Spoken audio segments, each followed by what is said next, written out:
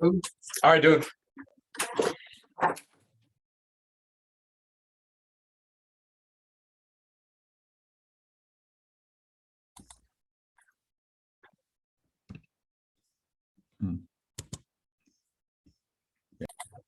So, share again. Okay. Let's do this thing. All right. Everybody who hopped on today, appreciate you guys. I think today we have the best hidden gem in strength and conditioning, Coach Joe Galecko. Coach Joe played soccer at Azusa Pacific. After that, he went on to intern at UCLA. After that, I believe he was at Pepperdine for a year. Women's soccer, I think, being your main team there. Yep. And then after that, got the call back to UCLA, was there for a few years, became the associate director after he went private sector, and now he is a senior strength and conditioning coach at Monarch. And is TKO your business? Is that the one that you started? Okay. Yeah. Thanks for that shout out, Brush. Appreciate it, man. Quick plug. And then so coaches, I believe he's doing like an open forum where you guys can put your questions in the chat. And then he's also going to have just some questions that he addresses to us too. So it's going to be more interactive than maybe just straight lecture presentation style. So let's make sure that we're giving him some good questions. Coach, it's all you. Take it away, man. I appreciate you, Brash. First off, thanks for everyone for being here on a Saturday. I really appreciate it. I know you guys could be doing Halloween plans. I know you guys got a lot of team stuff going on today. And, I could be watching this massive UFC card right now, but Brasher scheduled this shit for 12 p.m. on Saturday. So no, I'm just playing Brash. But yeah, thanks to everyone for being here. I can't see everybody who's in here because I'm on presenter view on my end.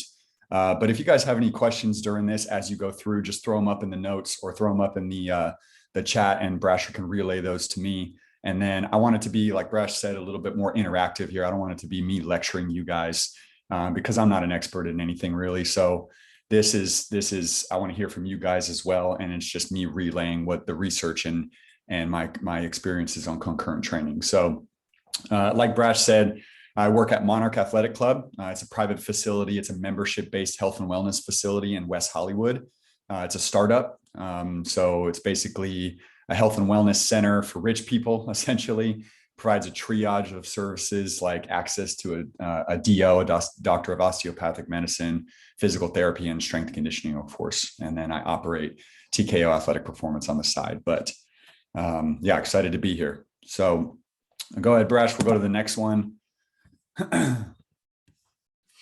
So talking overview for today. I'm going to start with a little bit of current literature on concurrent training, kind of answer some questions for us and see if we can provide some direction and context to this discussion.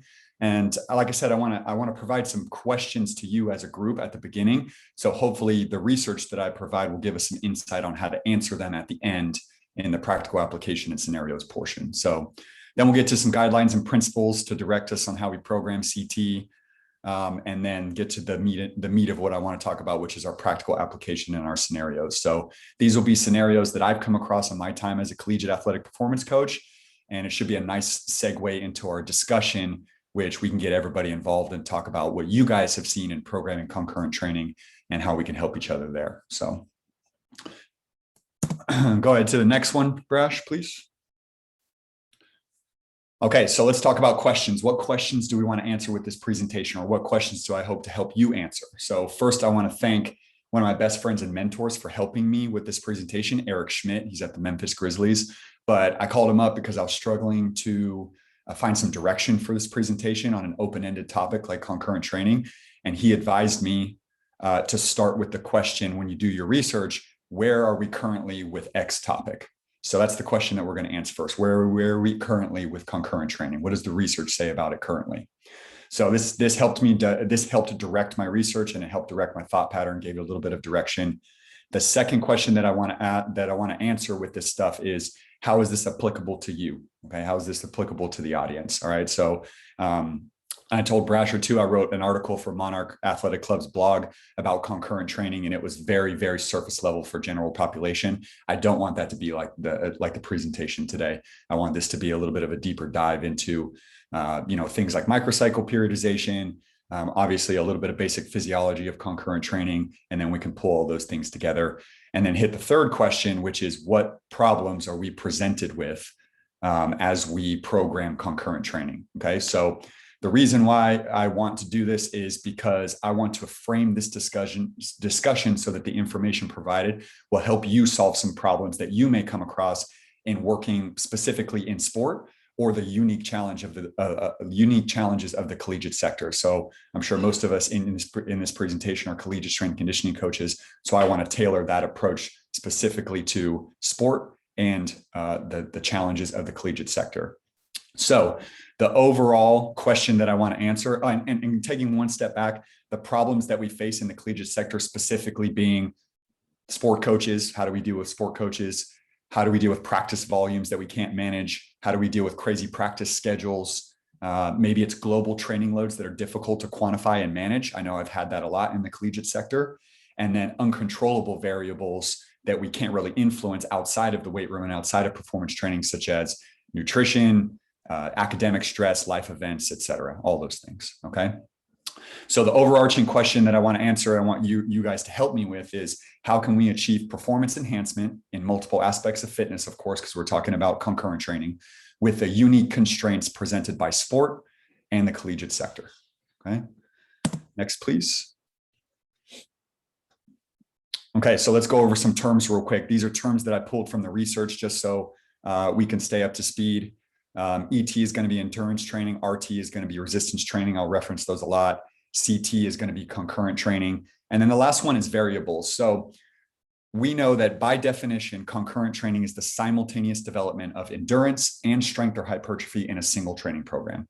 But because of the context of this presentation and the audience that I'm presenting to you guys, I am going to extend this variable to the simultaneous development of sports skill, endurance, and strength or hypertrophy in a single training program, okay? It's not uncommon, you guys know this, and it's almost the status quo to have to plan for 3 variables in one program in the collegiate sector. So the variables that we're gonna be programming around are not just ET and RT, but it's also going to be sport training or skill training. So keep that in mind as we go through, okay?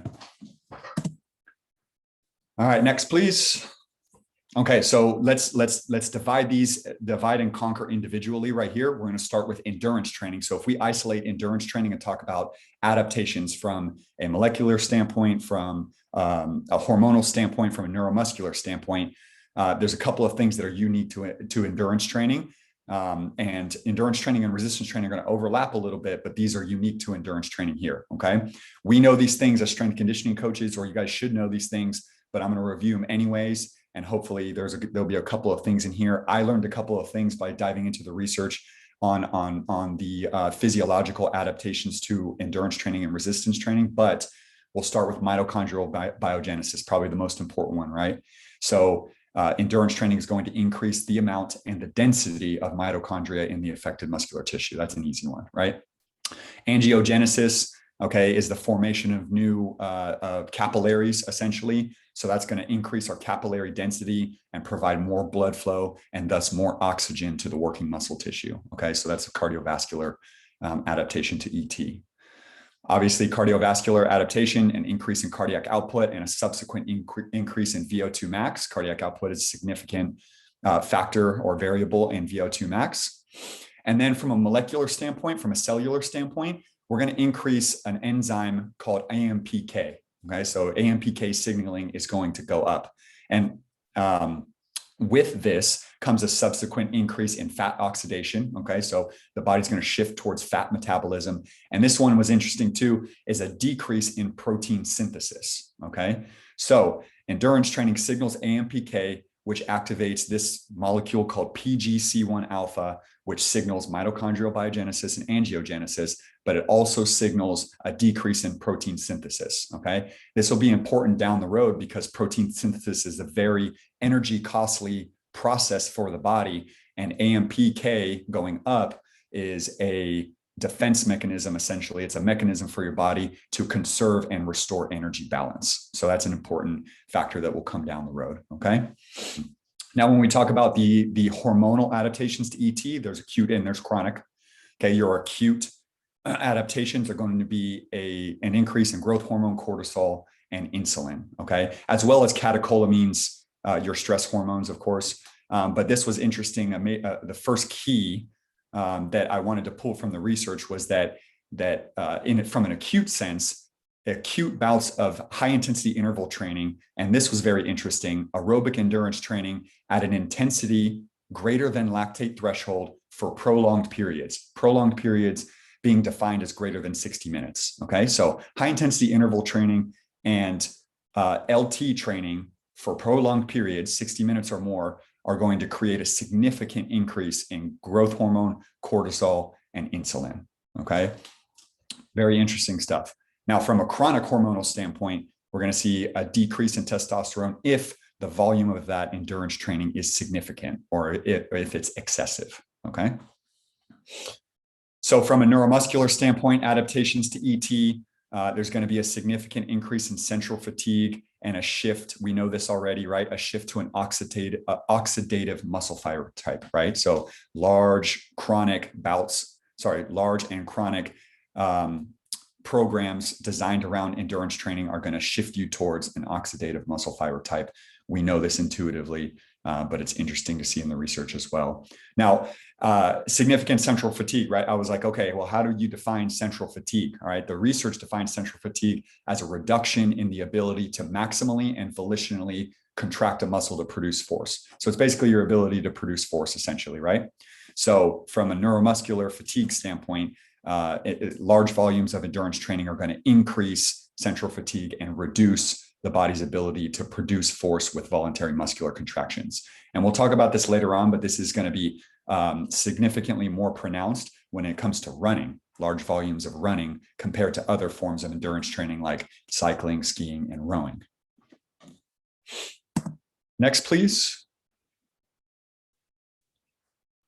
Okay, so let's isolate resistance training, right? All these things we already know, so I'm not going to spend too much time here, but our adaptations to RT, increase in testosterone, increase in growth hormone, insulin, IGF-1, and cortisol. Very, very important mechanisms, especially from an insulin and from an IGF-1 standpoint, okay? Because that's going to increase our glucose uptake and insulin sensitivity after a bout of resistance exercise, okay? Now, remember, skeletal muscle is responsible for a massive amount of the body's glucose utilization, okay? And RT does a great job of depleting ATP and glucose. Large hungry muscles do a great job of soaking up all that circulating glucose that is released in response to cortisol and insulin and IGF-1, okay? So moving on, we know if you've read anything about muscular hypertrophy, particularly Brad Schoenfeld's work, you know there's two keys when it comes to creating a hypertrophy response in the body. You need mechanical tension and you need metabolic stress. Okay, if you maximize those, then you're going to maximize the hypertrophic response and increase the body's ability to put on muscle size. Okay, now when we have mechanical tension and metabolic stress, okay, we have an increase in mTOR signaling, but we also have an increase in AMPK, just like we did during endurance training. Okay. And why is mTOR important? We'll go back to mTOR first. Why is mTOR important? Because the activation of mTOR signals the mobilization of amino acids and protein synthesis. So mTOR goes up when we have mechanical tension and metabolic stress, and your body says, all right, we need to mobilize these amino acids so that we can put on some muscular size. Okay. Now it's important, even though both of these molecules are going to upregulate, it's important to differentiate the two. The activation of mTOR is hormonally driven, okay, particularly by insulin and IGF-1, and it's facilitated by essential amino acid availability, specifically leucine. Okay, you guys know this. Leucine is the most important amino acid that we can ingest for muscle growth. Okay, so mTOR is hormonally driven, but the activation of AMPK, the upregulation of AMPK, is metabolically driven. Okay, it's metabolically driven because the AMPK response is designed to restore energy imbalances created by all the ATP utilized during resistance training. Okay, so when the energy balance gets super low, AMPK goes up to reduce or start the process, blunt the process of protein synthesis and favor protein degradation so that we can restore that energy balance after all that glucose and ATP has been utilized, okay? So essentially the AMPK response and the mTOR response are a mechanism designed to restore energy, facilitate glucose intake, and inhibit protein synthesis, which is a very, like I said before, a very costly process for your body, okay? Next slide, please. So probably the reason why we're even thinking about concurrent training is this interference effect. Is the interference effect a thing? Okay. Now, from a molecular perspective, okay, remember interference, by the way, interference is the reduction in quality of strength or hypertrophy training versus the reduction in quality or the interference of the two stimuli so that you don't get the best of both worlds, essentially. Okay. You guys have heard this with concurrent training. You do endurance training and, or the most common one is that if you do low volumes of endurance training, then you're going to kill all your gains, right? Like you're not going to grow muscle. You're not going to get strong enough. But we dive into the research, is interference actually a thing? Okay. We talked about in the ET and the RT slide specifically, ET is going to preferentially signal AMPK and RT is going to preferentially signal mTOR.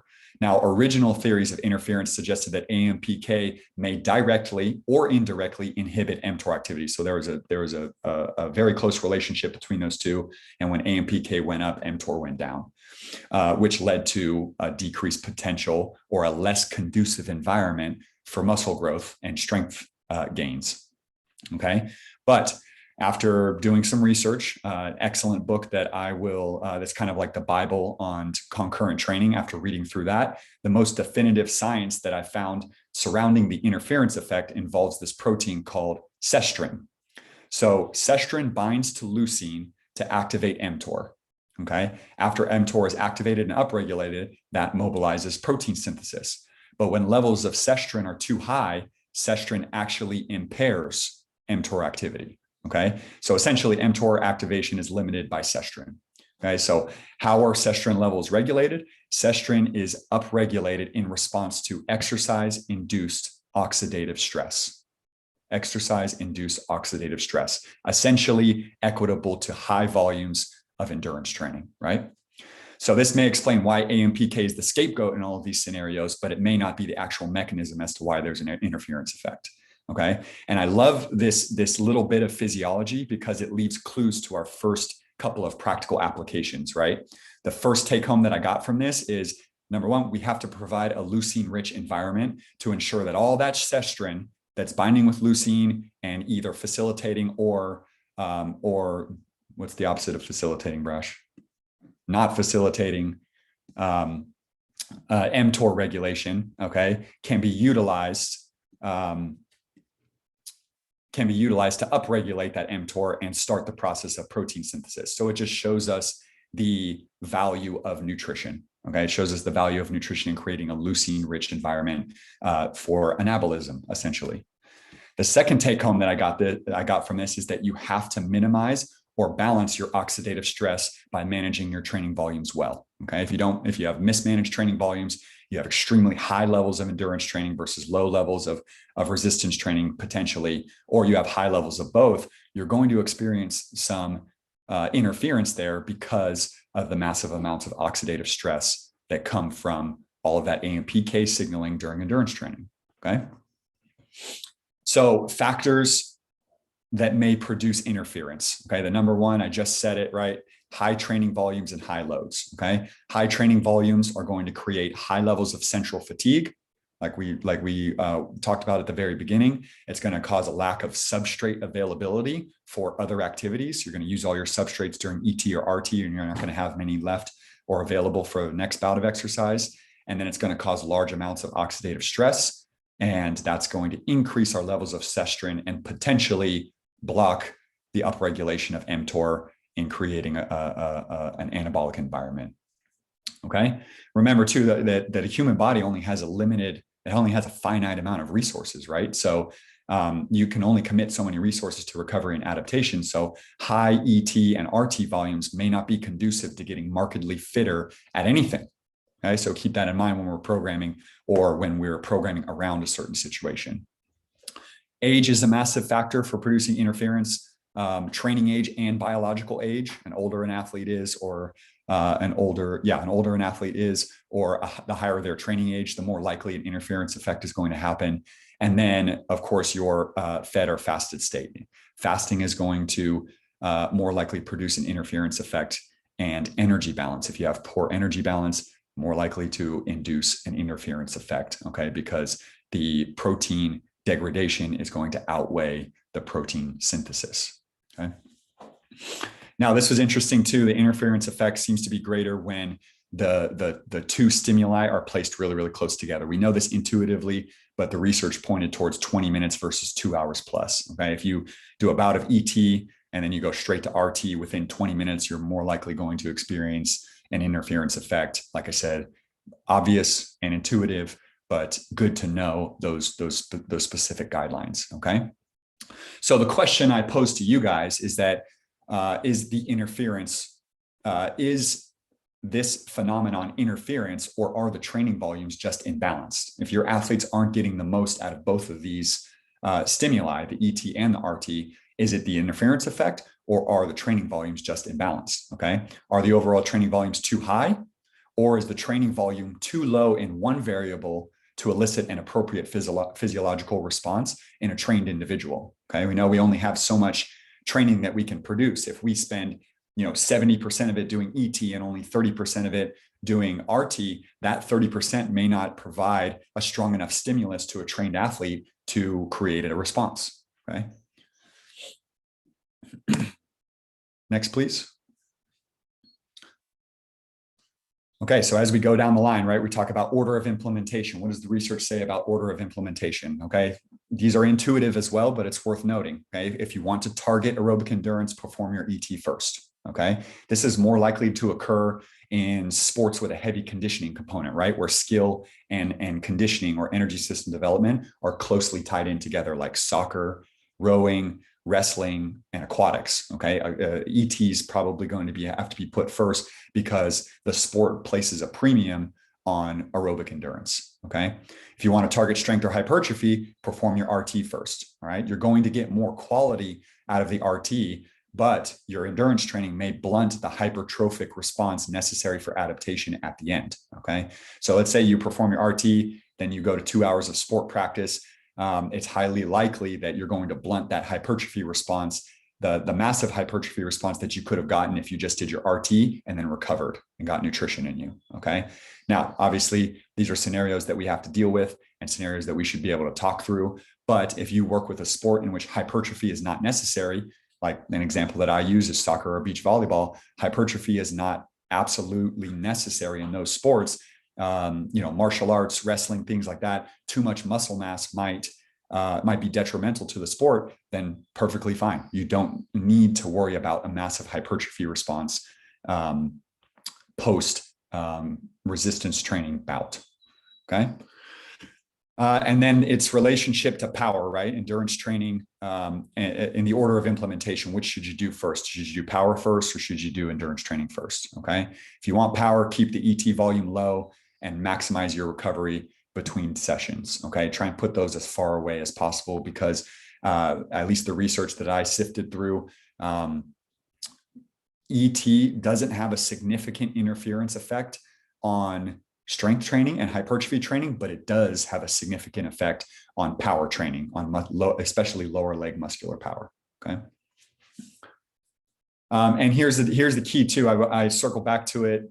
We talked about it earlier in the endurance training slide, but running may present a significantly more pronounced interference effect, okay? Running elicits greater central fatigue than rowing or cycling or skiing in the research. And the reason was because of the mechanical stress and the repeated eccentric muscular contractions associated with running for large volumes, okay? This has important implications in the future too when we talk about scenarios for running sports like soccer. Okay. So long story short, in terms of order of implementation, okay, whatever you're trying to emphasize, put that first, put as much time in between them as possible if you want to get the most out of both of them, okay? Proximity, how close together should you put them? Okay, I like to use a spectrum on this from optimal to never. Okay, for the spectrum from optimal to never, and then that sliding scale in between is going to help us figure out what's best for our athletes. But from an optimal standpoint, what is the optimal proximity to get the most out of concurrent training, ET and RT? Okay, strength and hypertrophy development should be performed separately with adequate recovery day or days between sessions. Okay, adequate. Okay, moving down the spectrum a little bit. Adequate recovery is adequate proximity is 3 to 6 hours between sessions. Okay, that's adequate.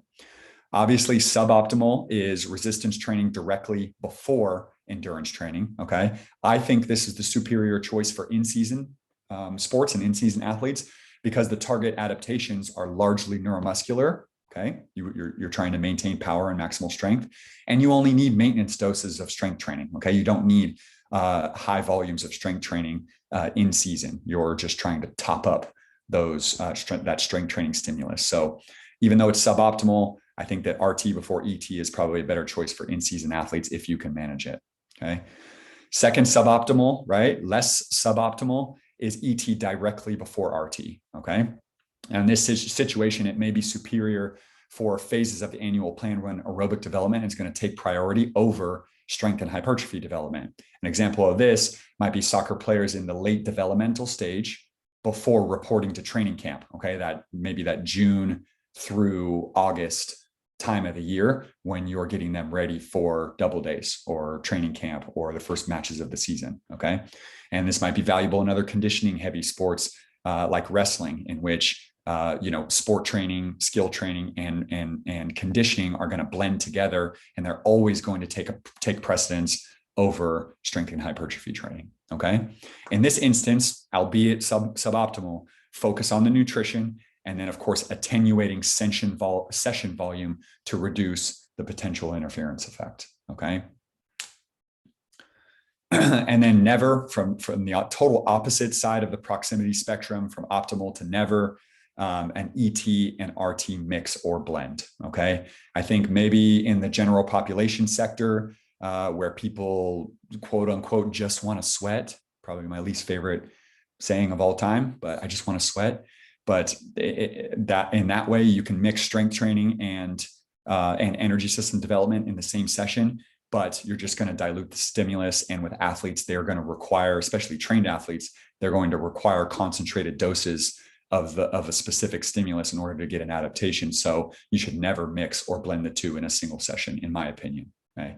Now, if someone has an argument against that, please, let's bring it up in the discussion. That'd be great. Okay. An example of this, the example that I use is like if a marathon runner is getting ready for a marathon and they have a long run, they got a 16-mile run on the weekend, but they missed their strength training session during the week. Do you think it would be beneficial for them to go on their 16-mile run and then every 4 miles they stop to do some deadlifts and some single leg squats and then continue their run? Absolutely not, right? So that's just an example of like, okay, a high level athlete, they should never mix an ET and RT stimulus in the same session. Just choose one stimulus, recover, and then get the other one. Next, please. Okay, so let's talk trained versus untrained. This was probably the most important consideration in determining the efficacy of concurrent training. Okay, so like I said, intuitive, but still deserves to be explored a little bit. Moderate to highly trained individuals are going to may experience a greater interference effect, and untrained or novice individuals are less likely to, if at all. Okay, and they may actually experience crossover adaptations between the two types of training. For example, strength training can improve VO2 max because of its improvements in cardiac output, and of course the hormonal responses that are similar in between the two. Okay, so trained individuals, a greater interference may happen because of their lower potential for adaptation. Okay, they've already squeezed some water out of that sponge, right? And the corresponding need for higher training volumes and intensities to elicit a training response worthy of adaptation. Okay, so more trained individuals need higher volumes and higher intensities to get an adaptation. Okay. Moderate to highly trained individuals as well, and athletes that we're probably working with in the collegiate sector, they may benefit from different methods of periodization altogether. Okay, concurrent training may not be the best model for them. It may be the only model that you have available to you, but if you can, you might try to utilize different methods of periodization. For example, your block periodization may provide the training stimuli in concentrated enough dosages to elicit the training response that you're trying to get. Okay, so depending on the time of year, depending on how much control over the training load you have and what you can do in your programming, a different method of periodization for highly trained individuals might be necessary. Next, please. All right, so let's talk general guidelines. These have no specific category, but I thought that they were very important for us to understand. In terms of proximity, when ET and RT, or excuse me, when in close proximity to ET or sport training, keep your resistance training low volume and high intensity. Okay, I found this especially true that most of the work that you're going to get done with conditioning heavy sports in terms of strength and hypertrophy is going to get done in the off season and the in-season period, because of the training volumes, because of the practice volumes, and because of the need for sport coaches to have their athletes fresh. High volumes of resistance training are only going to be detrimental from a central fatigue standpoint. So keep your RT volumes low and your intensities high, especially when they're in close proximity to endurance training. Here's a little tip too: keep your endurance training low impact to mitigate excessive stress on joints and connective tissues. We talked about running earlier. Greater eccentric muscular or high volumes of eccentric muscular contractions are going to create greater levels of central fatigue. Keep that in mind. Another guideline: utilize different musculature if you are doing a running heavy day, for example. So if you have a heavy running day, you can pair it with an upper body lift so you can still get a strength stimulus in or a neuromuscular stimulus without beating those legs to death because you had a heavy running day. Okay. Another example might be a heavy resistance training day paired with low impact or low volume endurance training. And I'll talk about this later in our scenario slides. Okay. This was an important one too with concurrent training. We talked about it in the endurance training slide. HIIT and sit are very important, they're very good tools to use in your endurance training arsenal. High intensity interval training and sprint interval training, they may be great complementary methods for blocks of training that emphasize strength and hypertrophy. So you can still maintain aerobic fitness, you can still make strides in your endurance training programming, but they won't interfere with your strength and hypertrophy gains as much. And if you have untrained individuals, or you have individuals with low training ages, it may even benefit them and augment those strength and hypertrophy gains. Okay, so utilize HIIT and sit more often. We do this intuitively because we only have so much time to condition our athletes, and obviously HIIT and sit sessions, they look a lot more like the work to rest ratios and intervals that would be utilized in sport. So we already do this for the most part, but that might be a better guideline for endurance training athletes. And then this one right here, my fiance is a sports dietitian, and I asked her, I'm like, hey, what's your best recommendations for your intra-session nutrition if you're going straight from sport practice or endurance training to resistance training? So your body weight in pounds times 50% in carbohydrates. This one's important too: half starch and half fruit, so you can get half glucose and half fructose. Okay. And then your body weight in pounds times 20% in a leucine-rich protein source. Make sure that it's rich in leucine. Okay.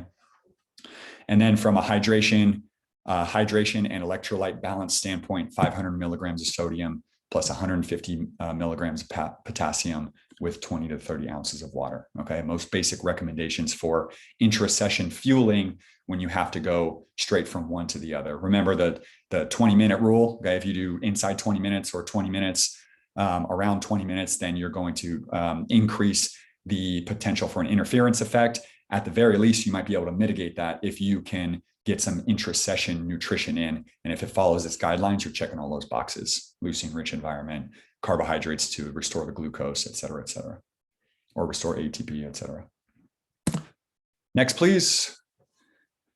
So this is a nice little chart that I cherry picked from some research. It shows how all the variables that we talked about earlier, the order, the proximity, the training load, are going to affect your resistance training outcomes when your endurance training is performed first. Okay, so you see up in the green there, aerobic exercise prior to resistance exercise, an increase in proximity, an increase in intensity, and an increase in volume. And there's the flow chart to show how they're going to decrease the anabolic responses to resistance exercise. Okay, so a cool little flow chart if you need to visualize it there. Next, please. So this is an awesome little chart that we got Dr. Galpin, Dr. Andy Galpin. I'm sure everyone knows Dr. Andy Galpin. He came to Monarch and he gave us a great presentation on essentially energy system development. And he pulled up this awesome little chart that he made about complementary methods. Okay, so all credit goes to Dr. Andy Galpin for putting together this chart. But obviously you can see the methods are on the left and then at the top right there. And the methods that are highly complementary, that are going to feed each other and augment each other, have 2 check marks. And the ones that are going to be in direct competition with each other are going to have an X and a skull and crossbones. So very applicable, very easy to follow. You know, an easy example might be if you're trying to get jacked and you have your aerobic endurance, you got an X and a skull and crossbones right there. Try not to mix those stimuli as much as possible. And then, of course, you can use this as you wish. Okay. Next, please. So let's review our CT principles one more time. Okay. We talked about global training load. All right. So what I did here was I just wanted to create a CT principles checklist of the factors that we talked about and that we can take into consideration when we're constructing programs. Okay. So the first one is global training load. All right. We need to be able to monitor the global training load as much as possible to prevent overtraining, to prevent unbalances in volume, et cetera, et cetera. Okay. So as much as possible, how much can we control the global training load? Okay. When we're programming CT, by the way. The structure and organization of the training is going to be very important. Okay. Structure your training around mitigating central fatigue by consolidating your stressors. Avoid the high volumes of both. Avoid high volumes of both RT and ET and allow for the adequate recovery in between sessions. We talked about optimal is day or days and adequate is 3 to 6 hours, right? The order of operations is going to be important. We're talking about session by session.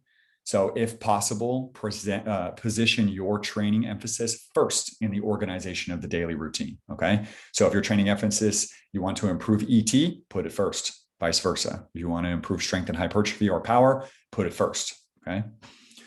From a proximity standpoint, how close should they be together, all right? Remember, the closer the 2 are together, the more likely one is going to dilute the other, the more likely there is to be an interference effect, okay? Remember, adequate is 3 to 6 hours in between. Optimal is 24 to 48 hours. Longer is going to be better. Long time plus adequate nutrition is best. Okay. Long time plus adequate nutrition is going to be best. From a nutrition standpoint, okay, make sure your athletes are put in an anabolic environment that favors protein synthesis rather than degradation. Okay. So it's leucine rich protein sources. Their energy balance is appropriate. Okay. They're not fasting and other silly things to do as an athlete. And lastly is training status. Okay. Remember, untrained athletes or untrained individuals doing concurrent training have a greater potential for crossover adaptations when performing both at the same time. However, trained individuals, you have to be more strict with all of these principles right here because you want to reduce any possibility of interference, and interference is going to be more likely with highly trained individuals. Okay. So in sport, we have a spectrum of influence on these factors, right? And it ranges from absolutely zero control of any of these things and full control over everything. Actually, it probably doesn't even range from absolutely zero control to full control over anything, because we as strength and conditioning coaches in the collegiate sector don't have full control over anything. Let's be real. Okay. So I put together some scenarios that I had in my experience at UCLA. And then we can riff back and forth in a discussion, and you guys can tell me about your scenarios and push back on anything that we presented so far. Okay. Next, please.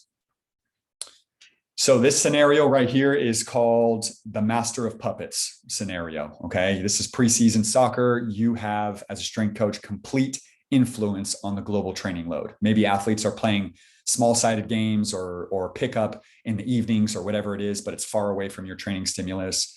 And you are the puppet master. You're controlling everything in terms of the global training load. Okay. So in this one right here, I'm going to organize my training variables to mitigate central fatigue first and foremost. Okay. And I want to concentrate those dosages of training on specific days. Okay. So I'm going to have high central nervous system days and I'm going to have low central nervous system days. Okay. Or I'm going to have mechanical stress days and then I'm going to have metabolic stress days. Okay. So also I want to choose complementary methods. Remember the Dr. Galpin's chart right there. I'm going to choose complementary training methods and apply those training methods in low cumulative volumes across the week to start. Okay. Low volumes for both at the very start. Okay. And then of course I'm focusing on maximizing recovery time in between training sessions. I'm assuming that even though I have all of the training variables on lock, that the athletes on the outside are not going to be holding up their end of the bargain in terms of recovery, getting their sleep, adequate nutrition, et cetera. So I have to keep that in mind. So this is what I would do in this scenario right here. Okay. We have field work and we have weight room on the left side. And then we have our days of the week at the very top. Monday would be a high central nervous system day. We're doing accelerations and resisted accelerations. In the weight room, we're pairing this with plyometrics. We're doing lower extremity with a focus on unilateral movements. And then we're doing upper body. Okay. High central nervous system day, all focusing that central fatigue on one day. Okay. On Tuesday, we're doing linear tempo runs. Okay. To the specific metric that I'm trying to improve there is high speed running. Okay. High speed running with linear tempos. Okay. On Wednesday is a metabolic day. Okay. We're going to do what I call ESD extensive. I organized when I was in collegiate sport, I organized my energy system development days into ESD extensive or ESD intensive. Extensive, trying to target qualities like cardiac output and capillary density and VO2 max, or not necessarily VO2 max, but LT potentially if I had heart rate monitors on the athletes.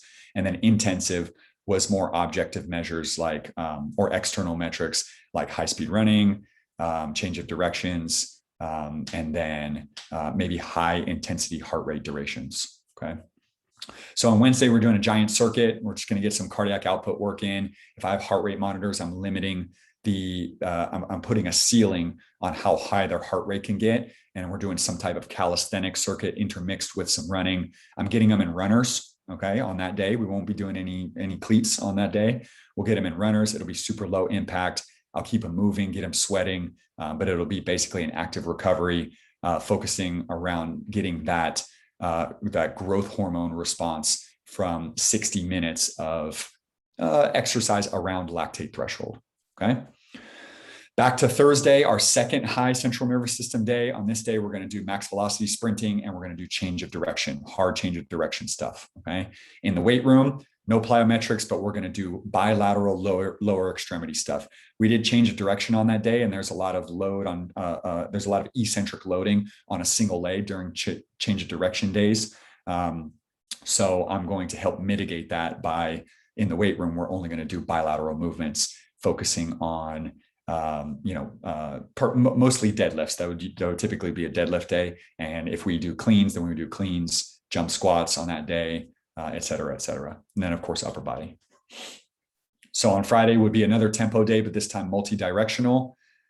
And then on Saturday, another aerobic or ESD extensive day. And we're focusing on intensities above lactate threshold, particularly getting into VO2 max. So I might, at the beginning, the first phase, I might focus on LT and then increase the intensity and reduce the volume. So in the second phase, we're focusing on VO2 max. And usually, unless I have heart rate monitors on the athletes and I can give them specific guidelines around where their heart rate should be during work intervals, this is generally just a work to rest ratio associated with intervals that are going to improve those things. Okay.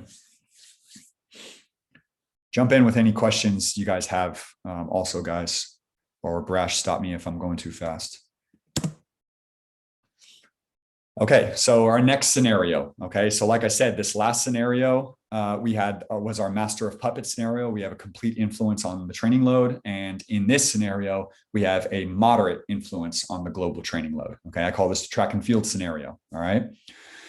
In this one, I'm going to utilize complementary training methods again, and I'm going to utilize my CT principles to try and minimize central fatigue. Okay, an example of this is on the track, we're going to have a couple of different types of days. We're going to have sprint days, we're going to have metabolic or active recovery days, and then we're going to have speed endurance or race prep days. Okay, so I'm going to try and tailor my weight room approach to be complementary with what they're doing on the track. Okay, and this is important because my role with track and field was very singular. Okay, my only role with track and field was to build strength and convert it to power. That's all I needed to do. Okay, and the weight room has such an influential and complementary relationship with what the athletes were doing on the track, jumping and sprinting. So it was very important for me to devise a training schedule that cooperated with what the different event groups wanted and were planning on the track. Okay, so an example of this was I would pair maximal strength days with sprint days. I would pair upper body or bodybuilding with your metabolic or active recovery days. And then I would pair a neuromuscular stim day or a dynamic, or what we called it, dynamic effort lower days. We just called it that because it was cool essentially, but there was no real like dynamic effort against bands or anything like that on those specific days. But we were moving fast and technical on those days essentially. So neuromuscular stim day or a dynamic effort lower body day, paired with your race prep or your speed endurance to get you ready for the weekend. Okay, essentially when you're going to be competing and trying to run the fastest. All right, so this is a sample of what I had right here. It wasn't always this perfect, and if I had to do it again, I would probably do a rotation of 4 different days: a max effort lower, max effort upper, repetition effort upper, and then a neuromuscular stim day. And then it would be very formulaic in a sense of the coaches would be like, hey, my event group did X on the track. Okay, if you did X on the track, we're doing Y in the weight room. Okay, and we could easily toggle those training sessions with a solid flow of communication between sport coach and strength coach. Okay, so an example of how this would organize during the week: on Monday, the sprinters would do accelerations and the jumpers would jump. So we do max effort lower body in the weight room. On Tuesday, tempos and active recovery on the track. So like I said before, sound CT principles. If we do higher volumes on the track, or we're a little bit beat up, the central fatigue levels are high, let's take some stimulus, or let's take some of that pounding and stress off of them in the weight room. Let's just focus on the upper body. Okay, so we're doing a lot of eccentric stress with tempos on the track, but when we come into the weight room, we're just going to hit upper. Wednesday is off. Thursday, max velocity day or jump day number 2. This is when vaulters are vaulting, and high jumps and horizontal jumps are doing full approaches and things like that, or not full approaches, but shorter approaches, but they're doing full jumps. And I would pair this day with a neuromuscular stim or the dynamic effort lower day. Okay. Now on Friday, we typically had tempo or active recovery again. Other event groups would do the hills or the metabolic stuff that I had programmed on Saturday here. But on this day, we would just do bodybuilding. It was essentially everyone come in and you're going to do high volume, low weight bodybuilding type exercises, particularly for the upper body, to just get a little bit of a growth hormone hit, help you recover. It's also important to note that the neuromuscular stim days, those are just light, fast, and technical days. Okay, we might do power cleans or jump squats on these days. We did a lot of ISOs. We did partial range of motion, like heavy step ups where the athletes could move fast and the range of motion was short so they could feel powerful. And then of course we did some top up stuff like core and hamstring injury reduction activities like Nordics and razor curls. Next. So this is an in-season version. That last chart was an off-season version. This is an in-season version right here. Okay, so an in-season version might be if we go all the way to Saturday and we see that's our race day, right? So Sunday is a travel day. And then Monday would either be off for the athletes. Usually it was off because remember in the NCAA, you guys know this, a travel day counts as a day of training. So on Monday, they would either be off, but athletes were required to flush or do a workout. If they only did one race on the weekend, they might be responsible for doing tempos on the Monday. On that day, we would just flip-flop the two. So instead of doing max effort lower on that day, we'd start the week with max effort upper. On Tuesday, they would do accelerations or jumps, and we would do max effort lower on those days. Wednesday, active recovery, off in the weight room. Thursday, we had a kind of a toggle system going. So they would do max V or jump on those days. That would be their last high central nervous system output day before the weekend. And then in the weight room, we would either regen or stim, depending on the shape of the athlete, depending on what they needed. Okay? There were some athletes who liked to do a little bit more work and do a little bit of lifting before they raced. And there were other athletes where they were like, nope, even, doing weight room on Tuesday was too close to the race on Saturday. They didn't want to be sore. They didn't want to feel fatigued, or heavy was the word that they always used. And I'm fine with that. I'm like, all right, I'm not going to shit on your race. So you have the option. You can come in, you could do regen, or you have to come in, but you either do regen or you do neuromuscular stim. Okay. And then on Friday was race prep or jump prep on the track. So we would just flip flop. If an athlete didn't come in on Thursday and they came in on Friday, they had the option: low volume neuromuscular stim, get you topped up for the race the next day, or regen, do a bunch of feel good stuff, and then get out of the weight room and get some sleep and some recovery. Okay. So our last scenario right here, Coach, can we go back to that last in season, but can we maybe talk through like a soccer scenario? Sure. So the previous one, so if we go back to the moderate influence, and then we kind of pair that with soccer's. So for instance, like we have GPS, we've got the player tech. So we don't, per se have like, max velo days or anything like that. But what do you think would be maybe the best indicators to pair your weight room stimulus off of, based off of those GPS metrics? So like, for instance, max velo might look like, above or speed zone 5 or things along that line. Like, what did you use when you had VX over with women's soccer there? Yeah, that's a great question.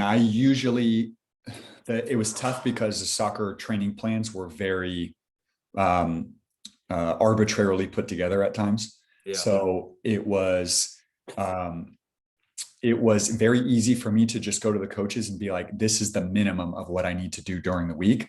And you guys let me know when I have the time to do it, and when you can make room in the training plan for it.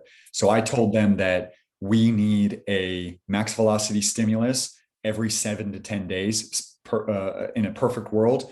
Once a week, we need a max velocity stimulus on the field. Okay. Now, max velocity on the field takes a long time. I needed 30 minutes for that. So a lot of times they were unwilling to give me that in the training. So I was like, okay, in a perfect world, we would do max velocity. They would do a high intensity day on the field. So maybe like what they would call a fitness day, where it was short and intense. And then they would come into the weight room and we would do strength. So all of those central or high central nervous system variables would be aligned on the same day. That way we can use the other days to focus on recovery. But did it always work out that way? No. So I had to be flexible with placing my max velocity stimulus in certain places. And also the other rule that I used was that if we lifted the day before, so if we lifted on Tuesday, and we had a match on Thursday, I would not do max velocity on Wednesday. I would not do it because it was post lift, and there may have been some soreness. There may have been some central fatigue associated with the lift on Tuesday, et cetera, et cetera. So I would try and get just a general rule of thumb would be to try and get that maximal velocity stimulus as close to the match as possible, but as far away from the lift as possible. Gotcha. So that's why I wanted to put it on the same day, right? Is not only am I organizing those, I'm organizing those variables that are all like each other on the same day, but also I don't have to worry about, oh shit, where am I going to put my lift and proximity to my max velocity, et cetera, et cetera. So I'd be like, coach, hey, can you give me 30 minutes at the, this would be perfect world. I need one max V stimulus every week. And in a perfect world, it would be on our lifting day. And if I got it, then yep. And if not, then I did what I could. Yeah. Okay. Does that answer the question? Yeah, absolutely. And so in that scenario, it sounds like almost every fitness day there was like a general theme. So like if your soccer coach programmed their practice, they periodized their practice that way, you knew essentially like what that fitness day would elicit compared to maybe like like an organizational day or whatever they call it. Right. I think Jenny had used that terminology too. Right. Yeah, for sure. The trouble I run into sometimes with the men is that they've got this rotating system where they program or they periodize based off of like player load and just straight up percentage. Yeah. And so, match day -4, if you're doing one game a week is like your highest day of the week, right? However, the way that they do it is they still hit that same percentage or around every match day -4, but the way they get there might be different. So for instance, it might be a 7v7 9v9 day and they're just getting games in. Okay. Where the following week when it rotates, it might be a 3v3, 4v4 game or type of day. And so for me, that makes it difficult because obviously like, the 7v7 9v9 day, they're getting a ton more high speed running. They're probably touching speed zone 4, speed zone 5 a lot more. Yeah. And so I guess at that point, like that's probably just a communication thing, huh? Of just knowing. Yeah, but it's tough, right? Because if you're like, hey, coach, can I have an outline of the session right before the session? You know what I'm saying? It's not, it doesn't always work that way. So I think you being the athletic performance coach have to be the malleable one. So you have to kind of troubleshoot what volumes, like what's the maximum, number one, what's the maximum amount of time that you can get to warm these athletes up, right? Because they're the first, usually, right? They're the first, you're the first person that they see in the training session. So you have control over the stimulus of the session at the very beginning. And then after that, it's just troubleshooting, what is too little and what is too much. What I found was that if we did 3 30-meter max velocity sprints, even though it took a while, that was enough to get us through like a 7 to 10 day period. That's what I thought. That's what I told the coaches. I was like, look, according to the data, this is what the minimum we need to hit. Now, could you microdose that a couple of sessions per week so that you don't take up that much time or so you don't blow up the athletes? Yeah, you could potentially do that. I see that as a viable option, but I just don't know how to implement that, Yeah, I feel like it'd be hard to get motivation too, to get guys to really run fast every single, multiple days throughout the week. Totally. Yeah. Yeah, you're definitely right. Because if you're like, hey, you come out to practice and you're like, hey, ladies, you're with me for 30 minutes today because it's fucking max velocity day. And they're like, woo, that didn't always work out that way, but in my head it didn't. So I'm like, all right, well, yeah, now you know that it's 1 day per week, just 1 day per week. You got to give me 3 30-meter sprints at your fucking maximal effort. All right. And then all the other days, then you can sandbag the warm up. But I think, that would work out better. But I mean, you have to be the adaptable one. So because the coaches aren't going to, most coaches aren't going to rearrange their whole training schedule, or they have to get things done in their training from a technical, tactical standpoint. So they're not going to change up their training session or change up their training philosophy, based on you wanting to do a couple of max velocity sprints at the beginning of the training session, For sure. And then a follow-up to that too. So are you looking more at like total exposures over a certain, like, let's just say 90%, or are you looking at distance within that 7 to 10 day period? I looked at distance. Distance. Okay. Yeah. I looked at distance. So we did total distance. Gotcha. And I found that like three 30-meter sprints it wasn't a clean 90 meters, but it was equitable. The amount of meterage at zone 5 or maximal, that last speed band that I got from 330 meters was equitable to the amount that most of the athletes would get in a match. Oh, I see. Okay, perfect. Does that make sense? Absolutely. Right. So it might be 60 meters for one girl because she's not very fucking fast. And then there was 75 for others. And then some girls might give me 90, they might give me a full 90. So, Yeah. but yeah, I mean, it was a range, but that's what I normally found. Yeah. Now, when you had the VX at the time, like in the event, you had a girl who maybe hit it like the day before, maybe unexpectedly, like the practice plan didn't really call for it, but for whatever reason, she hit a few high intensity sprints. Oh yeah.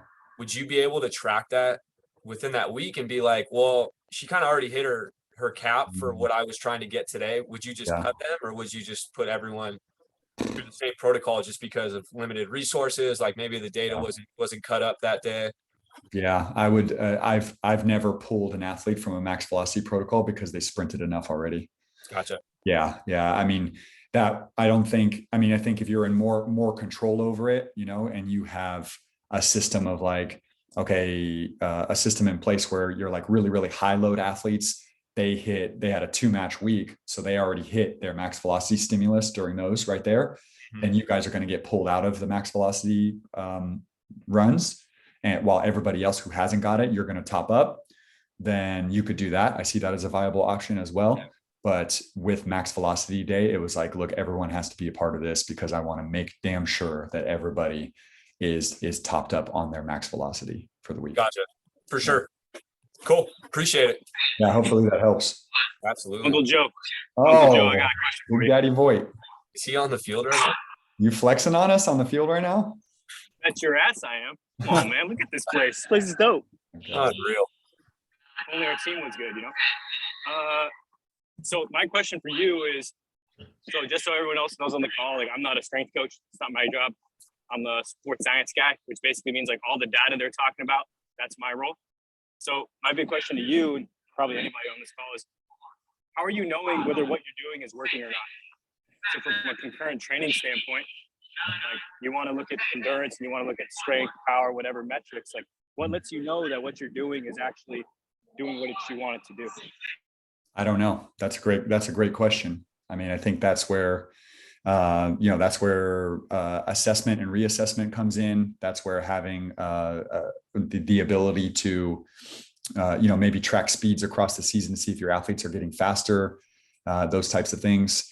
I mean, for us, it was just GPS data and it was making sure that we hit the markers, so I don't think, and that's a great question. I mean, I don't think,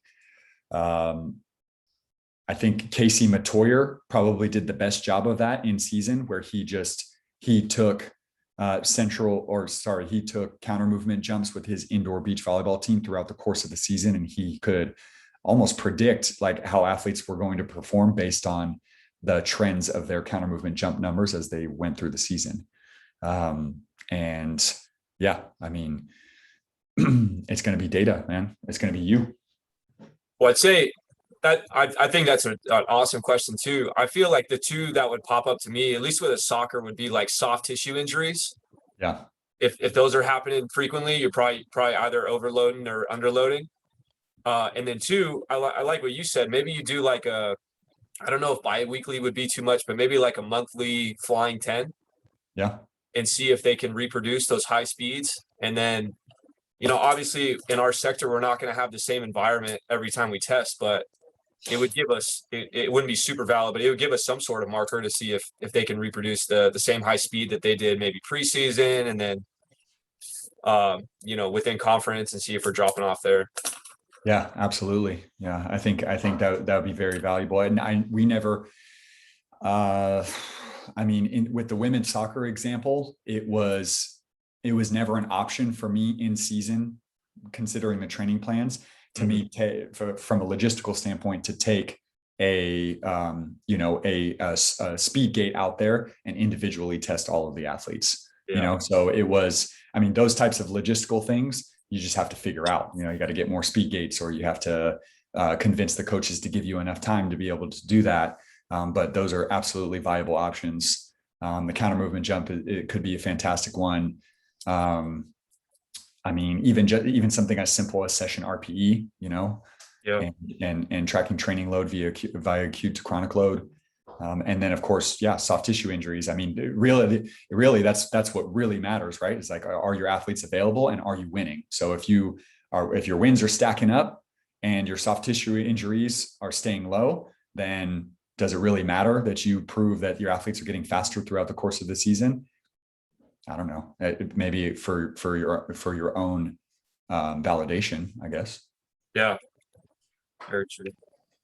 Well, I Yeah, appreciate that. I really like the soft tissue example.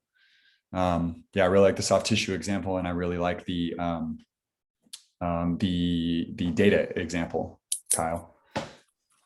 Yeah, I'm just always curious because, I mean, no, probably a lot of people on this call don't know. I used to intern for Joe, and then Brasher was an intern for me and Joe. So it's kind of cool that we're at the points that we're at. But really, I ask these questions because I work with strength coaches every day, and I like knowing what they want to know.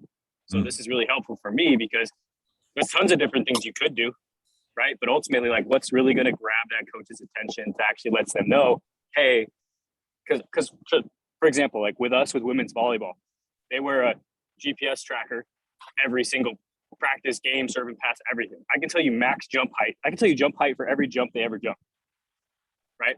So, like, how do you use that information to say, coach, like, this person's jumps are down in this game based off this scenario, and make it work in relationship to a coach? Because a lot of this stuff, and Joe, you could attest to this, it's really new. Mm-hmm. So how do you frame it in a way that it becomes that strength coach's idea? Right. Yeah. And I think that's the most difficult part about what we do too, is finding predictors, right? Like finding predictors of the data that you're collecting towards the outcomes that you're trying to achieve. Like, is there performance data that's going to predict results, or is there performance data that is going to predict soft tissue injuries? And if you can find that, then wow, that's powerful right there. But if you're just like, oh, we maintained our speed throughout the course of the season, but you still lost in the quarterfinals, then the coaches aren't going to care about that, Yeah. So. It'll look good when you present to the NSCA, though. Yeah, that's right. Yeah. And I'll admit, Kyle, it's a great question, because Kyle just exposed me there. It's like, I did not do, if I could go back and do it again, I would have an intern record all of these things. I would do a much better job of advocating for what I wanted rather than being too reactionary with my coaches. I was basically the type of coach who would be like, look, I'm not going to get in the way of your training plan. I'm just going to do what I can around what you are allowing me to do. But in the future, if I ever get back there, or if I could go back and do it again, then I would try and press for a little bit more of an influence in those types of training loads, and of course do a better job of tracking that data and keeping track of those things, so that I could prove that soft tissue injuries were going down and that the athletes were staying fit. Yeah, it's easily said than done, though, right? That's so hard, man, because then you need athletic training giving you injury data or soft tissue injury data when you're caught up with 4 or 5 teams. Totally, yeah. Especially when you have, in your scenario, especially you got 4 or 5 teams. Like, what time do you have, and the logistical hurdles as well. Yeah. If you're like, hey, coach, I need 30 minutes to do max velocity protocol today, and they're like, fuck you. Like, we got training today. We can't do that. Yeah. So, yeah. Crazy. Well, I appreciate that, Joe, because this is giving me a lot of ammo for why we should lift women's volleyball before we practice. Because I get questions like that all the time, right? It's like, hey, when should we be doing this? When should we be doing this? It's like, well, I don't know. But you kind of laid it out really nicely with the chemical and hormonal pathways. So appreciate you. Thanks for your work, man. This is awesome. Thank you. Appreciate it. Wait, big tangent right there. That was awesome. Did we go over? Yeah, I think we're done, right? We did the in-season beach volleyball. I think we got to hit the beach volleyball, if that's okay. Oh, yeah. Real quick. I know everybody's eyes are rolling in the back of their head right now, but so look, for the minimal influence on global training load. Okay, some principles that I tried to apply. I'm always trying to top up the energy system development at least 1 time per week, or just 1 time per week. Like we talked about max velocity for beach volleyball.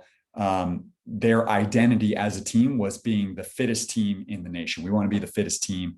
in comparison to all the other teams. Okay. So energy system development was a massive part of their team culture, which was fantastic. The head coach was like, yes, I want to condition in season. Excellent, coach. Let's figure out a time. Let's figure out how we can do this. So we need to top it up every week, but we have to keep that central fatigue in check because practice volumes are so high. So with the training week right here, I decided to put that high intensity interval training or sprint interval training, like we talked about earlier, and how it might augment the strength training on Tuesday after practice and strength training. So on Monday, this is an in-season example. So on Saturday and Sunday, we would have matches during the weekend. Anybody who works with beach volleyball knows that they can have up to 6 matches in a weekend in a tournament style setting. Monday you would usually be off, and I would host an optional non-travel lift on that day. Tuesday, we would practice and do strength in the afternoon. So we'd have time a little bit of time in between practice and strength training. And then at the end of that session, because the strength training, the resistance training stimulus was high intensity and low volume, we would hit a quick bout of high intensity interval training or sprint interval training. An example being 2 sets of 10 reps at 15 work and 15 to 30 seconds rest. Okay. On that day, we would just top up. We just do a quick hitter in terms of energy system development to hit that stimulus for the week. Then on Wednesday, we had practice and off from the weight room. Thursday, we'd have practice, and then we do that neuromuscular stim day. Like we talked about, I took that model from track and field and applied it to beach volleyball. And then on Friday, we would do a regen after practice, a bunch of feel good stuff, a bunch of soft tissue stuff, a bunch of mobility stuff in order to get them going or get their bodies right before Saturday. Oftentimes we would take that regen session and the coaches would give them off in the afternoon. And then we would move that regen session to Saturday morning before the match. So if we had like a noon start time, they would come in at 8 or 9. So the coach could get them up a little bit early and they would come in and do a pre-tournament regen. So, and in this scenario, it's important to note that like this is an in-season scenario. The athletes went pretty much directly from practice to weights. They might have had a little gap in between. There were large practice volumes. And then of course, with beach volleyball, there are tournaments on the weekend. So athletes are playing multiple matches. So there's quite a significant residual central fatigue. Okay. So some principles that I used in this one was the endurance training, the high intensity interval training, or the sprint interval training was always low impact. It was always a low impact activity like assault bike or ski erg or something like that it was predominantly assault bike, but it was always low impact in order to reduce that eccentric or that central fatigue associated with those eccentric contractions that might happen from playing sport, from sprinting, from changing direction, and then just from the pounding of running. Okay. If I could go back and do it again, okay, I would have all of the athletes, or I would work with the sports dietitian on intra-session fueling. It would be a must for the athletes to go straight from practice down to the weight room. They had to, in order to enter into the weight room, they would have to hit the fueling station and make sure that they hit that leucine rich, glucose rich nutrition source before they started their lift, in order to just ensure that I was putting them at least attenuating some of that catabolic response, going from endurance training and sports skill directly down to resistance training. Okay. Hey, does Low have a quick hitter solution for that? Do you know, like a product? I know the Fuel for Fire she told me about, because it's got like 10 G's of protein. It's got it's got, I believe, starch and fruit in it. The Fuel for Fire were an athlete favorite, that's for sure. From a nutrition standpoint, I mean, they're pretty low on everything. So I think, I mean, even a female athlete would have to eat at least 2 of those in order to get, a minimum requirement. Vitargo is a great one. Anybody out there who knows about Vitargo, that's, your fast, or not fast acting, but it's a carbohydrate source that's gonna give you a quick hitter there. And then just mixing that. I mean, me personally, every day in between, if I were to do in between the two, I do a scoop or 2 of Vitargo and then collagen. I do Gotcha. just, I just do a scoop of 2 collagen and Shake and then you go. And then shake and then bam, slam it. And then that's going to help, or right in that gap in between endurance training and resistance training, so that I can, keep myself in a semi-anabolic environment. For sure. Cool. All right. And that's it, guys. Last slide is just the resources. Thank you to Dr. Andy Galpin, Bush Exnator, for his wisdom on planning and organizing training variables. James Smith has an excellent book on high-low sequences of programming. I love that book. And then the Bible of concurrent training. It's called Concurrent Aerobic and Strength Training by Schumann and Ronstadt. That's where I got probably 60% of the information from this presentation. It's got everything comprehensive. It's comprehensive. So, and then all of the resources are in the subsequent slides. But thank you, guys. What do we got discussion wise? I believe it's myself, you, and Coach Stark left on the call right now. I think everyone else has around the sport. Okay. But what I liked when you brought up the rotating programs. Oh yeah. I think when you talked about track, so like if you've got your jumpers compared to like your sprinters, if it's a high day for your sprinters, you've got X plan for them. Yep, absolutely. And then low day for jumpers. I think logistically that gets hard, but I feel like at the end of the day, you're giving your athletes you're giving them a better fighting chance, right? 100%. And it was tough. It was very tough because track and field was a squirrely group. They were difficult to get wrangled, but it also requires a lot of autonomy from your athletes, and it requires a good program delivery system. We switched over to Bridge Athletic, and that was a game changer when it came to delivering programs, because then you didn't have to print paper programs or 4 different paper programs. You could just go to Bridge and be like, hey, I want you to take your day 1 and move it over to day 2 over to day 1, and you're going to do max effort lower today or max effort upper today instead of what everybody else is doing. So it was really easy to toggle those things and be like, hey, you just get the athletes at the beginning and you're like, hey, if you did sprints and plyos on the track today, if you did a heavy day on the track today, this is what you're doing in the weight room. If you did a recovery day, this is what you're doing in the weight room. All right, ready to go. Required some autonomy from the athletes, but I think it was a good, model, but it also required a lot of communication between the coaches, and it required them to stay on their microcycle plans. Cause I'd be like, hey, you can give me your microcycle plans and I'll plan my stuff around you. And if they change their microcycle on me and didn't communicate, then I'd be like, hey coach, can you help me out here? Can you let me know what's going on? For sure. It makes me want to go back to like the whiteboard days the TV where you just got high, medium, low, and you're like, all right, you're there.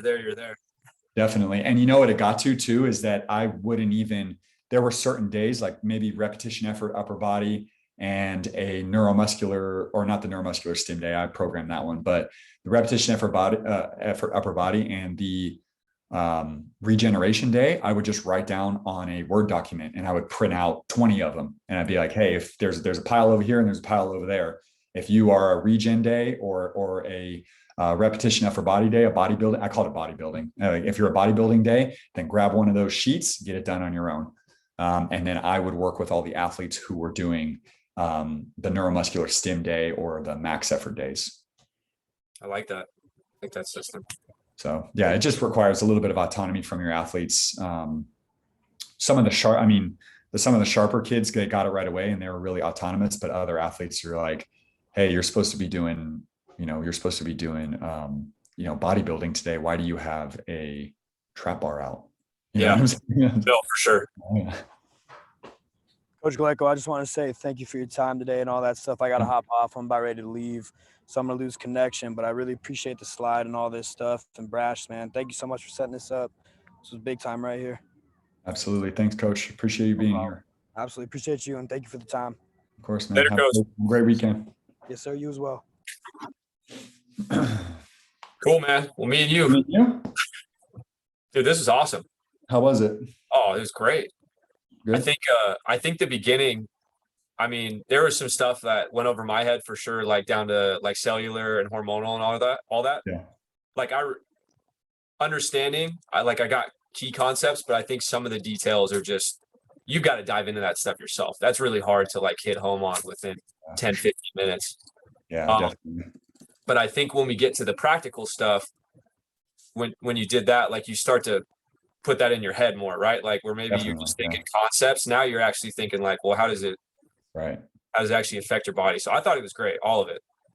Cool. All right. I'm glad you guys got out of it. How many people were on the call total? I think we had 8 at one point. Okay, cool. Yeah, which is good. And then there's a ton of people who just had like basketball obligations or like things got moved where they were asking for the recording. So I don't know if you want to charge people for the recording or whatnot, but I mean, they're paying for the hour anyway, right? Yeah. Yeah. I mean, no, I'm not going to pay them. I'm not going to charge them for the presentation. Just ask that they don't, share any of the, you know what I'm saying? Like if they're paying to be at the presentation, then I'll give them the presentation. Absolutely. As long as they don't share it, Absolutely. But yeah, man, that's